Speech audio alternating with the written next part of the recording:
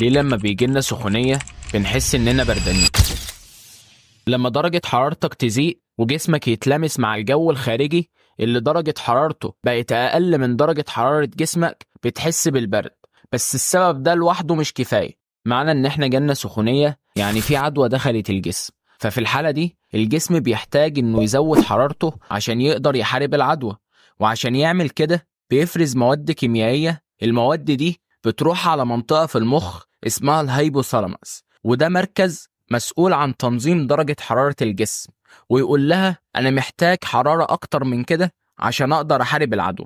فالمخ بيخليك ترتعش وتحس بالبرد، عشان بالتالي يخليك تستجيب للبرودة ديت وتلبس هدوم تقيلة، فيكون في صعوبة في فقد الحرارة، فتزيد درجة حرارة جسمك، وهو ده المطلوب.